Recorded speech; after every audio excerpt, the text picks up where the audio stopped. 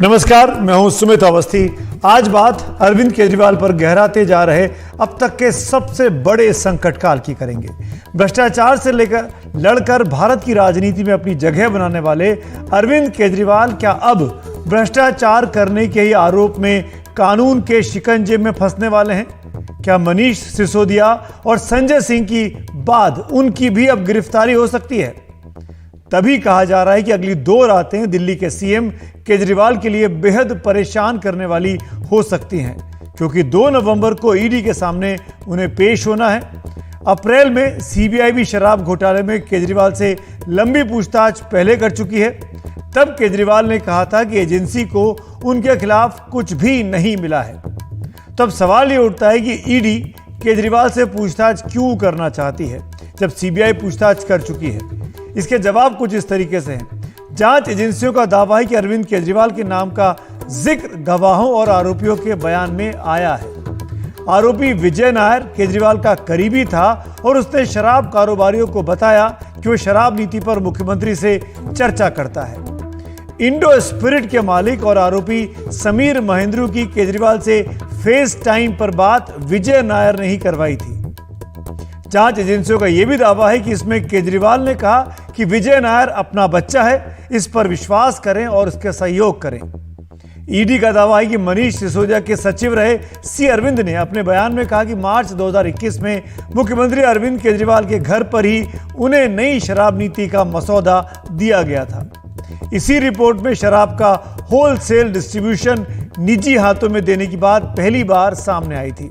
ये तमाम तथ्य हैं जो इशारा करते हैं कि अरविंद केजरीवाल गवाह के तौर पर पूछताछ किया जाएगा। लेकिन इसके पहले आज बीजेपी के बीच और आम आदमी पार्टी के बीच जबरदस्त दिन भर बहस चली। आइए सुनते हैं आतिशी को और पलटकर बीजेपी के रविशंकर प्रसाद का जवाब। एक के बाद एक भारतीय जनता पार्टी अपनी सीबीआई और ईडी का प्रयोग करके अपने विपक्ष के सारे नेताओं को जेल में डालने की कोशिश कर रही है।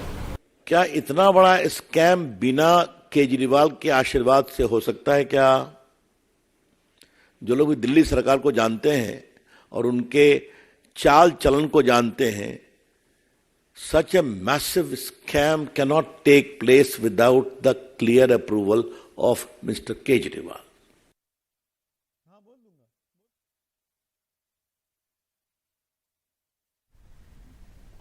और इसी मुद्दे पर अब बारी बारी से बात करेंगे। कुछ देर पहले हमने बात की आम आदमी पार्टी के नेता सौरभ भारद्वाज से और बीजेपी के शहजाद पूनावाला से। आइए पहले सुनते हैं सौरभ भारद्वाज को।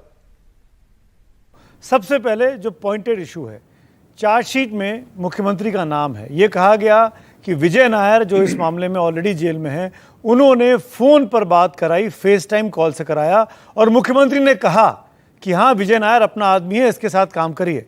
ये बाकायदा हर जगह कोर्ट है, हर जगह छपा हुआ है, चार्जशीट में इस तरह की बातें हैं।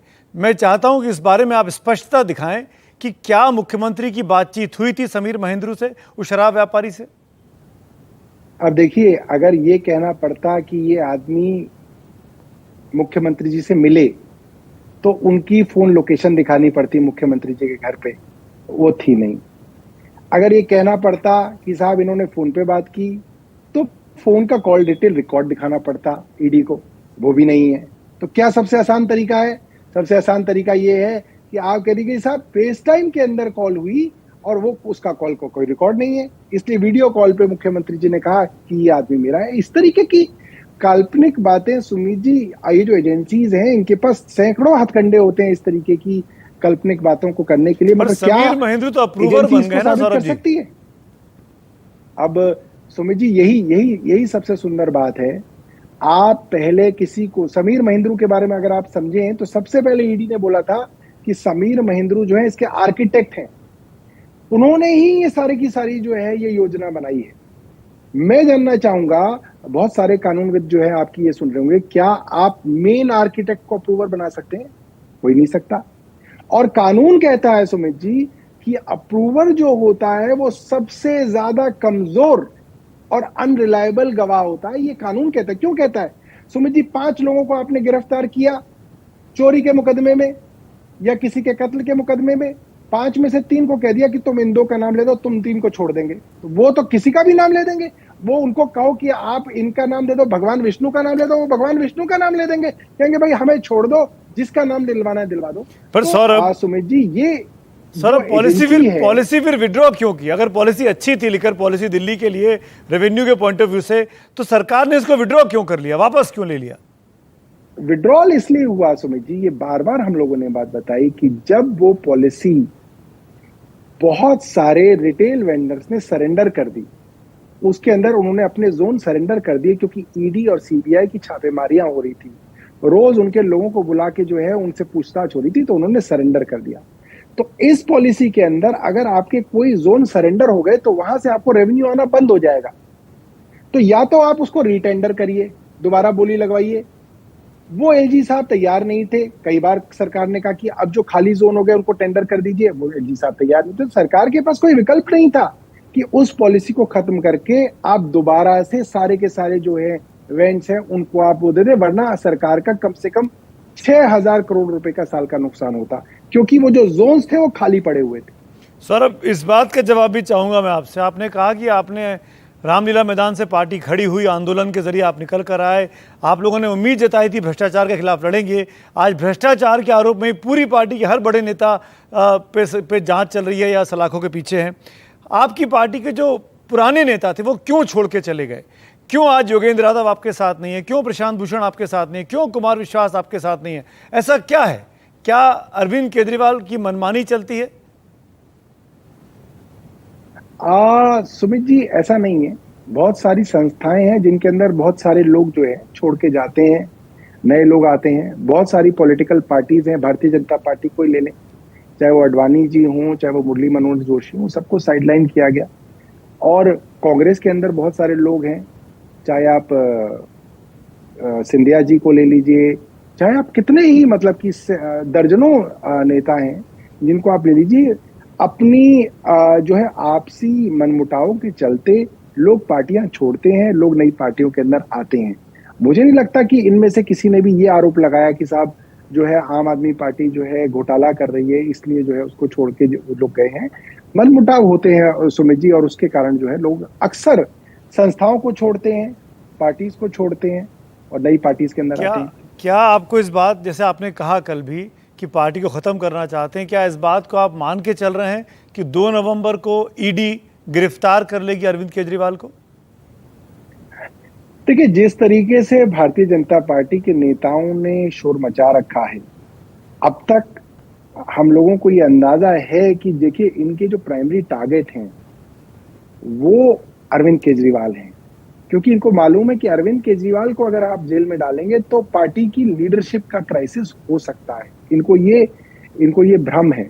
इसीलिए आपकी सेकंड लाइन ऑफ लीडरशिप को ये पहले ही जेल में डाल चुके हैं, फर्स्ट लाइन ऑफ लीडरशिप को जेल में डालेंगे, पार्टी के ऊपर शिकंजा कसेंगे और विधायकों को डराएंगे, धमकाएंगे। तो इस तरीके की कोशिशें जो है भारतीय जनता पार्टी की तरफ से होंगी कि ये पार्टी जो है इसको पॉलिटिकली जो है खत्म कर दिया जाए। मगर सुमित जी, ये हुआ नहीं है। 2013 में जब हमारी सरकार बनी, हमने 2014 में छोड़ा, तब भी लोग ये मान रहे थे कि साहब अब ये खत्म हो गए। पंजाब में जब हम हारे तो कहा गया कि चलिए एक बार सरकार बन गई इनकी दिल्ली में, अब ये खत्म हो गए। मगर सुमित जी, लोगों का प्यार जो है वो हमारे साथ है। लोग जो है हमें दोबारा जिंदा कर देते हैं। हम कई बार जो है आशंका है आपको कि अरविंद जी गिरफ्तार होने वाले हैं, तो क्या 2 तारीख को जाने के पहले जांच समिति के सामने, ईडी के सामने वो इस्तीफा दे के जाएंगे? और क्या किसी को अपनी कुर्सी सौंप के जाएंगे, दिल्ली संभालो, पार्टी संभालो? देखिए, मेरा तो ये मानना है कि अरविंद जी जहां पे भी रहेंगे, पार्टी जो है उनके दिशा निर्देश पे ही चलेगी। और अरविंद जी जहां भी रहें, चाहे हमारे साथ रहें, चाहे कुछ दिन जेल में रहें, मुझे नहीं लगता कि जो है हमें किसी और लीडरशिप की जरूरत पड़ेगी। अरविंद जी रहेंगे और जो है उनके दिशाएं दिखाए हुए जो रास्ते हैं उस पर पार्टी आगे जेल से चलेगी सरकार। अब देखिए, अब सरकार के सब लोगों को ही आप जेल में डाल देंगे तो इसके अलावा और क्या क्या रास्ता रह जाएगा? पार्टी भी जेल से चलेगी, मतलब किसी के हाथ में सौंपेंगे नहीं, किसी और पे भरोसा नहीं अरविंद जी को?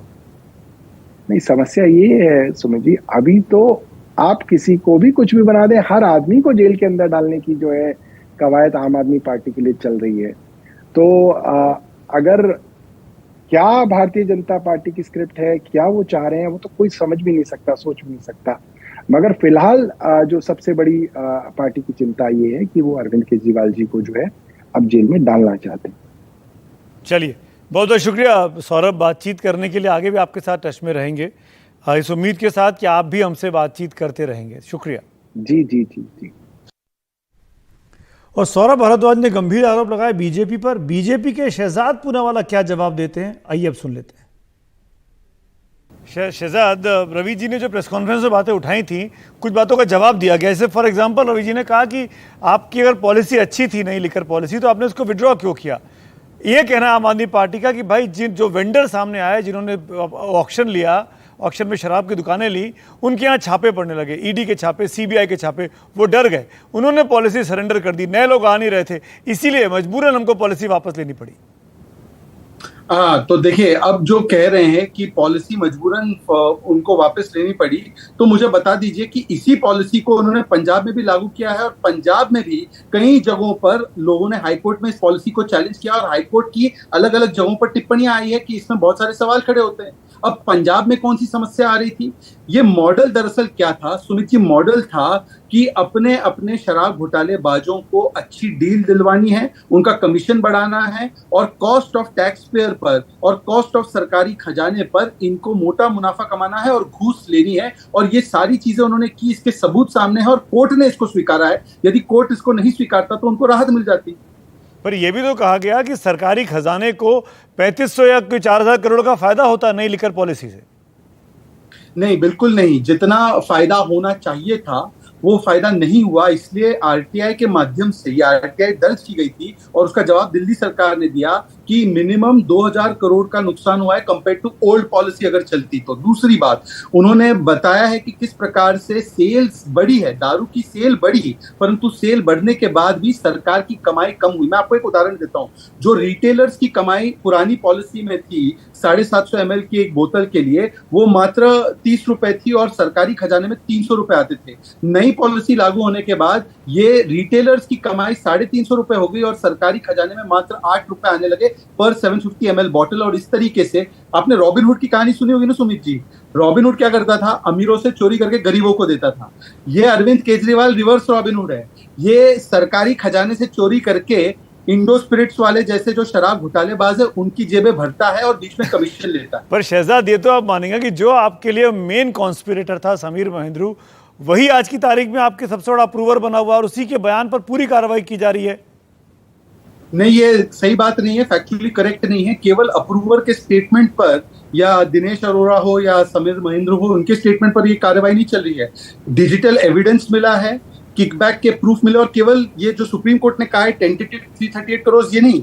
दिल्ली हाईकोर्ट में सीबीआई की एक केस में, ईडी की नहीं, सीबीआई की केस में मनीष सिसोदिया को बेल रिजेक्ट करते हुए पैरा 41 पर लिखा गया है कि 100 करोड़ के किकबैक के प्रमाण मिले हैं। संजय सिंह को जो बेल रिफ्यूज हुई है, रिमांड नहीं मिली है और वो हाईकोर्ट भी गए थे, उन दोनों जगहों पर भी स्टैब्लिश किया गया है कि पैसों का लेन देन हुआ। और इसके अलावा मैं आपको बता दूं कि सी अरविंद जो मनीष सिसोदिया के सेक्रेटरी थे, उनका 164 का बयान दर्ज है कि जो 2 से 12% कमीशन किया गया, प्राइवेट सेक्टर को होलसेल दिया गया, ये सारी चीजें जो है उन्होंने 164 में दर्ज करवाई है कि अरविंद केजरीवाल के घर पे की गई। और इसके अलावा भी बहुत सारे ऐसे लोग हैं पर समीर महेंद्रू और अरविंद केजरीवाल की जो सो कॉल्ड कथित तौर पर फेस टाइम बातचीत है, जिसमें अरविंद केजरीवाल ने कहा कि विजय नायर हमारा आदमी है, आप इसके साथ काम कर सकते हैं, क्या फेस टाइम कॉल का जिक्र इसीलिए एजेंसीज ने किया क्योंकि उसके लोकेशन नहीं देने पड़ेंगे उसका, क्योंकि फेस टाइम को आप लोकेट नहीं कर सकते हैं?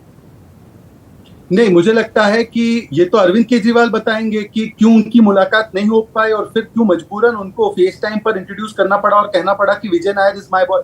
और विजय नायर रह कहाँ रहा था ये पूरे घोटाले करते वक्त? वो एक मंत्री कैलाश गहलोत के घर पे रह रहा था, सरकारी आवास पे रह रहा था। और उसके अलावा ईडी की चार्जशीट में जिसको कोर्ट ने एक्सेप्ट किया, उसमें यह भी कहा गया है कि केवल ये तार दिल्ली में नहीं जुड़ते, पंजाब में भी कुछ, क्योंकि लोगों के इंटरेस्ट थे लाइसेंस के, तो उनको आर्म ट्विस्ट करने के लिए पंजाब की एक्साइज डिपार्टमेंट और पंजाब सरकार से भी उनको धमकाया गया। तो इसका मतलब कि ये तार जो है पूरी शराब घोटाले के, वो पंजाब तक जुड़ते हैं। अगर फेस वैल्यू पे आपकी बात मानूं मैं शहजाद, तो 2 नवंबर को तो फिर गिरफ्तार हो जाएंगे अरविंद केजरीवाल। बहुत बड़ा घोटाला उन्होंने कर दिया है। नहीं, बोया पेड़ बबूल का तो आम कहाँ से उगेंगे? अब जो आपने किया है वही उसकी आपको फल स्वरूप मिलेगा। अब वो गिरफ्तार होंगे नहीं होंगे ये मैं भविष्यवाणी नहीं कर सकता हूँ। सीबीआई ने जब उनको बुलाया था विटनेस के रूप में बुलाया था, अब उनको विटनेस के रूप में बुलाया जा रहा है, हो सकता है विटनेस के रूप में ही बुलाया जा रहा है। परंतु अरविंद केजरीवाल क्योंकि इतने कॉन्फिडेंट है कि उनका रोल क्या है इस पूरे घोटाले में, तो उनको लग रहा होगा कि वो गिरफ्तार होंगे। ये भी कहा गया शहजाद कि आम आदमी पार्टी अब अगर गिरफ्तार हुए तो सरकार जेल से चलेगी, पार्टी भी जेल से चलेगी। हाँ, ये तो सारी व्यवस्थाएं करके रखी है ना। सत्येंद्र जैन के मामले में तो मालिश वालिश की भी व्यवस्था, 5 स्टार रेस्टोरेंट की व्यवस्था, ये सारी व्यवस्थाएं कर रखी है। तो मुझे लगता है 4 यार मिल बैठेंगे इन तिहाड़ और करेंगे बातें और भ्रष्टाचार, तो मुझे लगता है कि उसकी व्यवस्था तो उन्होंने पहले से कर रखी है। तिहाड़ जेल उन्हीं के अधीन आता है। ये पहली बार होगा कि कोई मुख्यमंत्री की सरकार जेल से चल रही हो, अगर ऐसा होता है तो? ये नए नए कीर्तिमान स्थापित करने में बहुत होशियार है। ये पहली ऐसी सरकार है आम आदमी पार्टी की जिसके पंजाब के हेल्थ मिनिस्टर और दिल्ली के हेल्थ मिनिस्टर दोनों जेल गए हैं। ये पहली ऐसी सरकार है दिल्ली में और पंजाब में दोनों जगह पर अप्रत्याशित भ्रष्टाचार माइनिंग में लेकर शराब घोटाले में किया। ये पहली ऐसी सरकार है जो अन्ना हजारे की उंगली पकड़ के राजनीति में आए, परंतु अब लालू जी के ऐसे शागिर्द बने हैं कि इतने आरोप वो लगाते थे जब उनके पास कोई सबूत नहीं होता था। आज सबूत आ गए, कोर्ट ऑर्डर आ गए, फिर भी इस्तीफा नहीं देना चाहते। तो ये लोग गोल्ड मेडल ऑफ घोटाला जीतेंगे। शहजाद, वक्त की कमी है, शुक्रिया हमसे जुड़ने के लिए।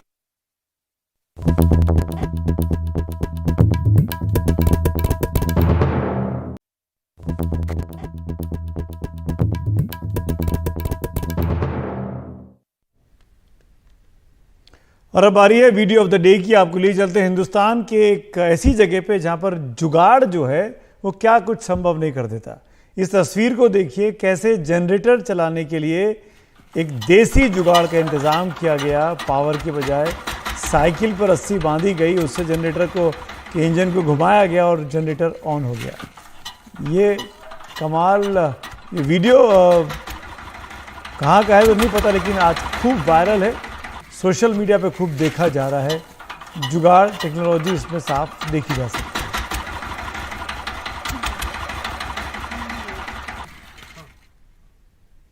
तो आज फिलहाल इतना ही। वक्त है ब्रेक का। ब्रेक के उस पार जरूर देखिए चुनाव की खबरें अखिलेश शर्मा के साथ।